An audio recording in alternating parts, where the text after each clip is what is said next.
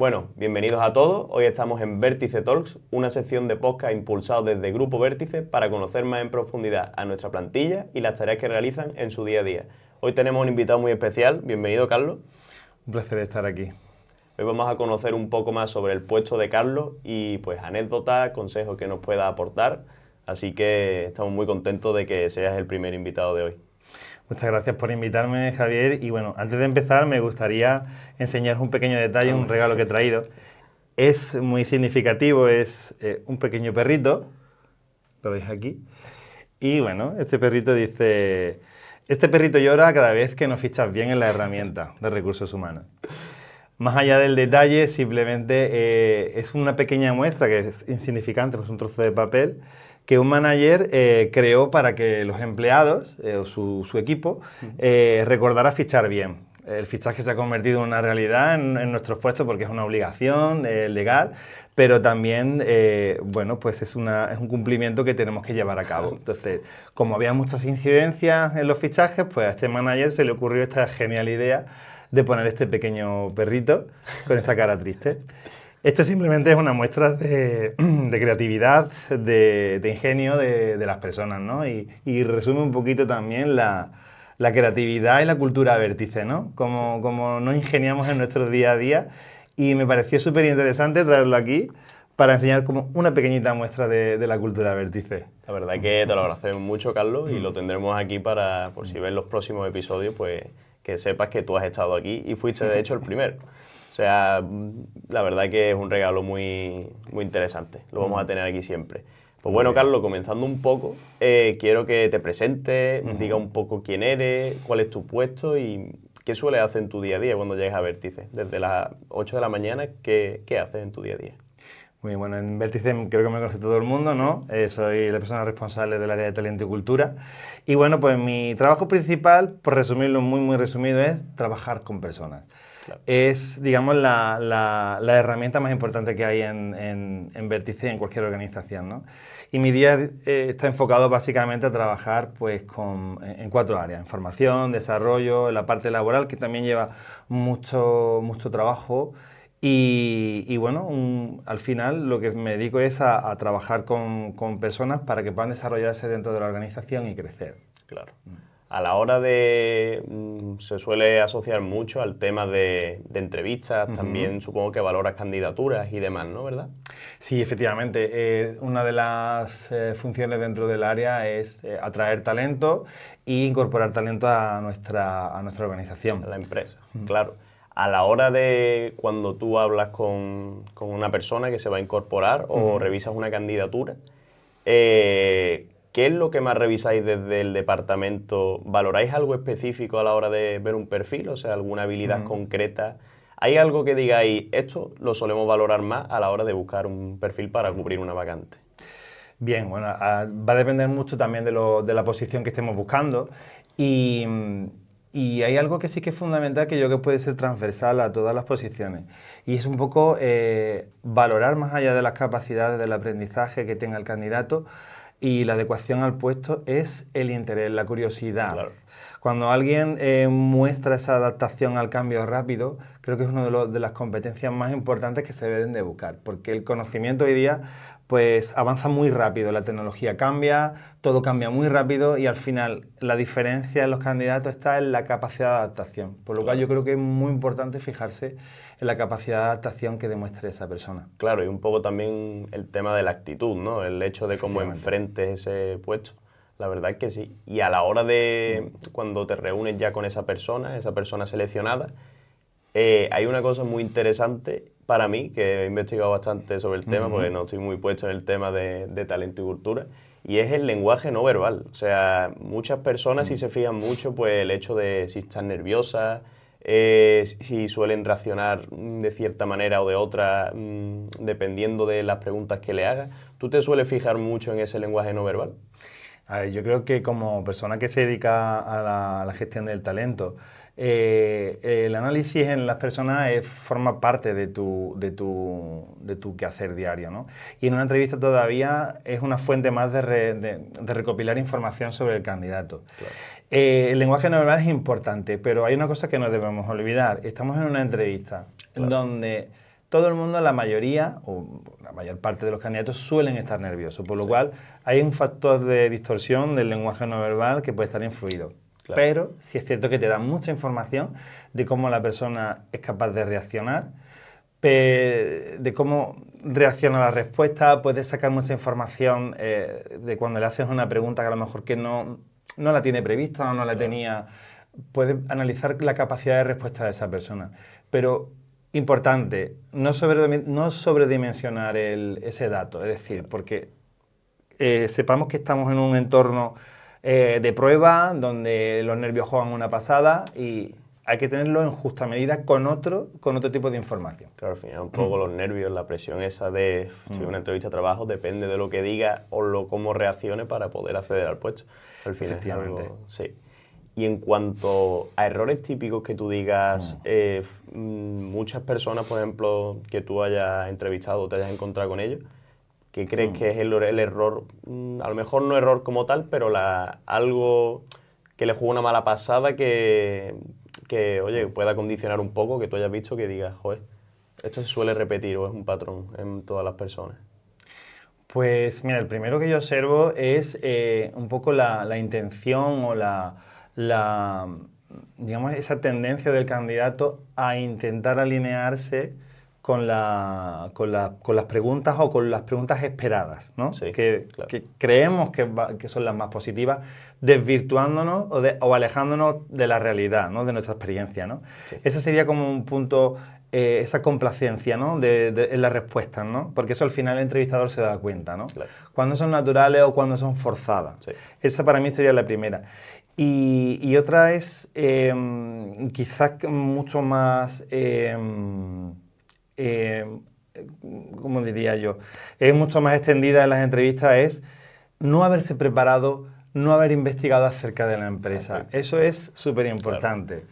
Intentar tener curiosidad y después también, como tercera parte importante a tener en cuenta es los tipos de preguntas que te devuelve el candidato, ¿no? Sí. Cómo esas preguntas te dan información de cómo el candidato, conectando con la respuesta anterior, se ha preparado lo que es conocer a la empresa, las preguntas claves que está haciendo, si son interesantes, no son interesantes, o busca también lo primero que hemos comentado, complacer y alinear las respuestas con las respuestas deseadas. Claro, al final no solo es ir, responder y me voy, sino también pues tener interés un poco sobre la empresa, sobre cuál va a ser su puesto, las tareas que puede realizar, claro.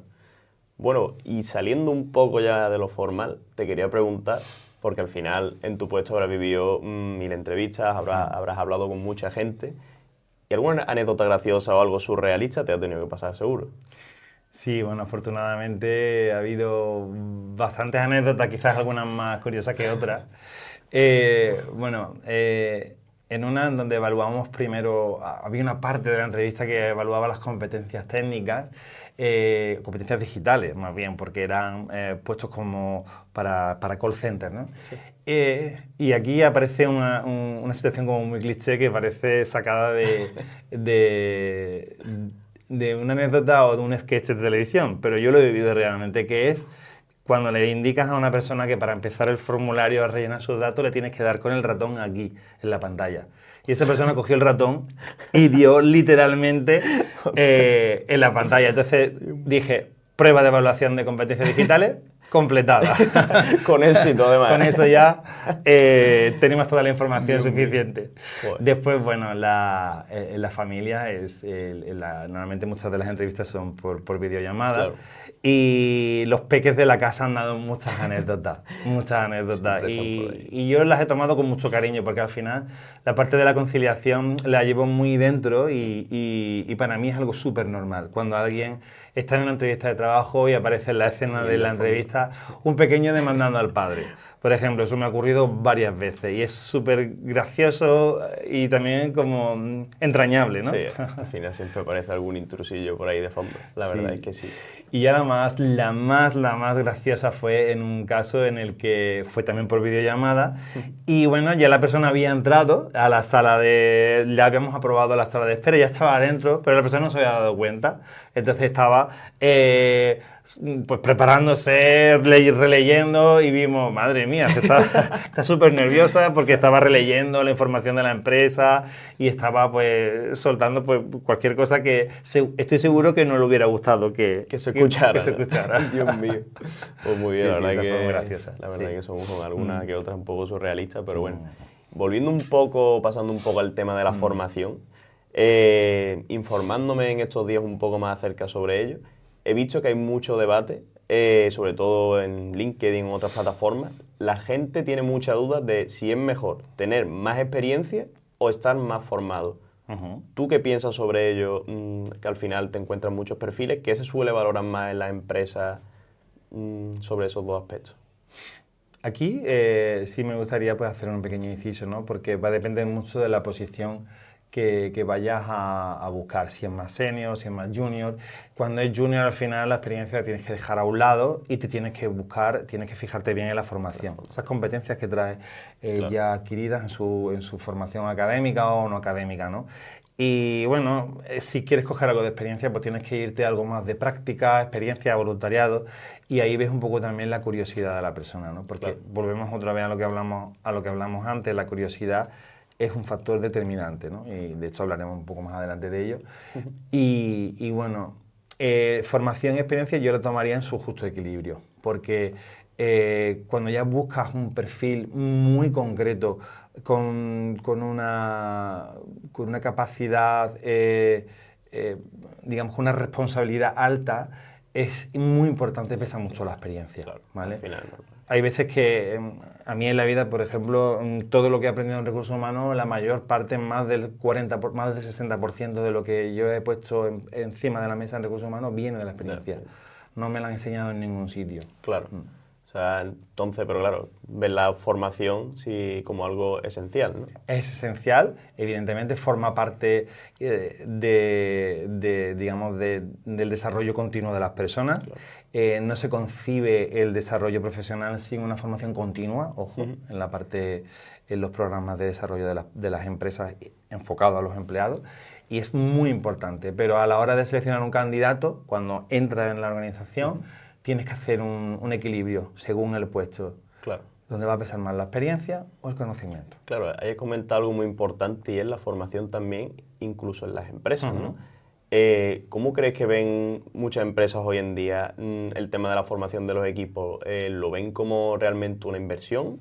¿Lo ven como algo que pues lo hacemos por imagen y ya está? ¿Crees que las empresas le dan la suficiente importancia a la formación de sus equipos para mantenerlo al final actualizado a las nuevas tendencias? ¿Crees que lo ven como una inversión o cómo lo ven? A ver, yo parto de un punto fundamental. Las organizaciones o empresas que no consideren la formación como una palanca del cambio son organizaciones que pueden tener serias dificultades, ¿no? Entonces mi perspectiva sobre la formación es clara y contundente. Es una inversión. Para mí la formación es una inversión en el desarrollo del talento de la empresa. Es fundamental. Ya después también es verdad que en el día de hoy las empresas están cambiando un poco la visión de la formación, que es como un grado más complejo, ¿no? ¿Damos formación general o incentivamos que los empleados se autodesarrollen y se les dé las herramientas? Ojo, ahí hay un debate también abierto, ¿no? Claro. Y yo creo que hay cierta formación cuando vienen cambios normativos, cuando vienen cambios impuestos desde fuera de la organización que son obligatorios, la formación programada y es fundamental, pero también es verdad que hay que dejar espacio en las organizaciones a los empleados a autoformarse. Sí. Evidentemente la organización tiene que aportar esos recursos para que ese empleado tenga a disposición esas herramientas formativas, autoformativas. Sí. Y yo le daría un peso súper importante. Pero volviendo al principio de la pregunta, las empresas que hoy día no tengan la formación como una inversión, creo que puede tener serios problemas en su desarrollo profesional de los equipos. Claro, o sea, yo también lo veo un poco así. Al final, pues, los equipos, o sea, las empresas tienen que apostar por sus empleados, mantenerlos actualizados, pues, para al final poder saber adaptarse, tener capacidad de adaptación, sobre todo a sus puestos, pues, que van evolucionando continuamente y más hoy en día con la inteligencia artificial y mil cosas así. Y hay otro aspecto, ya lo hemos visto desde el punto de vista de la empresa, pero los empleados como tal, ¿cómo se toman esas formaciones? Porque muchas veces, sabemos, todo el mundo hemos hecho algún curso obligatorio, una formación en la que es muy tediosa, un curso eterno, algo pues que no es agradable. Tú, hoy en día, ¿cómo crees, desde tu experiencia, cómo crees que se toman los empleados de la empresa el realizar este tipo de formaciones? Bien, aquí abrimos un debate también interesante, ¿no?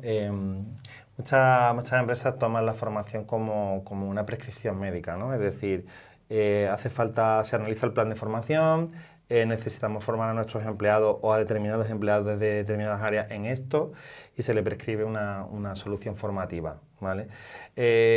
¿Cómo va a depender la percepción del empleado? Pues al final es de la formación en sí. Claro. Si esa formación es práctica, útil, y digamos, muy relacionada muy adaptada al entorno profesional del empleado, va a suscitar interés. Claro. Ahora, si son formaciones muy enclausuradas, encapsuladas y muy genéricas para todo el mundo, tediosas, con mucho contenido de texto, nada prácticas, el empleado lo va a ver como una imposición, como una tarea más, como una tarea tediosa, como decías, y al final va a depender del diseño de esa formación. Por eso es muy importante no solo apostar por la formación, sino también apostar por contenidos atractivos, que sean interactivos y sobre todo muy aplicables y donde la experiencia práctica tenga un peso muy importante. Claro, o sea, apostarían más por eso, por formaciones que sean mucho más dinámicas y 100% aplicadas al puesto de cada persona. Efectivamente. Otro punto importante son los formatos de la formación, eso se abre otro debate, ¿no? Por ejemplo, hay formaciones de habilidades, habilidades blandas especialmente. Para mí toman mucha importancia todas las soluciones digitales que existen a modo pre-Word, post-Word o complemento a una formación presencial que se hace fundamental, ¿no? Donde las personas pueden poner en marcha estas habilidades. Y Carlos, hay otra cosilla, ahora que has comentado el tema de las habilidades blandas, las soft skills. ¿Cuál crees tú que van a ser las más demandadas de que a final de año o ya en 2027? Tú que trabajas ahí y ves habilidades de todo tipo, de mucha gente, ¿cuál crees que es la principal o principales que sea la necesaria para cualquier tipo de trabajo? Pues una pregunta muy interesante y es una pregunta que todas las organizaciones se están realizando ahora. Y se habla mucho de ello ahora. Es más, voy a conectar un poco con lo que hablábamos cuando buscábamos el candidato ideal. La adaptación al cambio para mí es fundamental. Cada vez parece algo como muy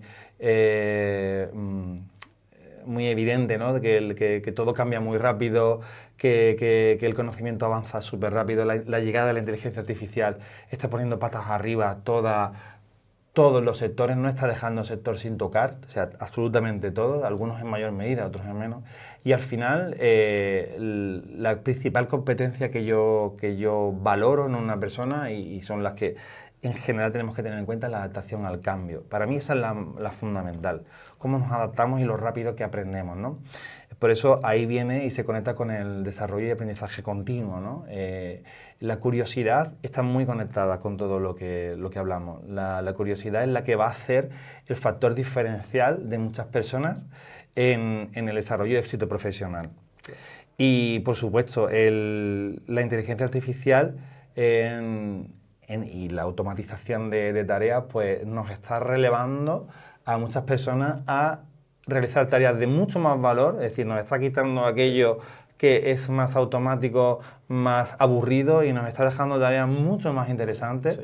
Y ahí entra en factor una capacidad muy importante, que es la relación entre personas. Es decir, la capacidad de relacionarnos y de poder trabajar en equipo es fundamental, ¿no? Va a ser muy fundamental, porque cuando teníamos esas tareas repetitivas y automatizadas, pues muchas de ellas las hacíamos en solitario, no necesitamos a nadie, pero este papel fundamental al que nos está empujando la automatización de inteligencia artificial es a trabajar en equipo y aportar valor. Y eso, sin una buena cohesión y aprender a trabajar en equipo, no va a ser posible.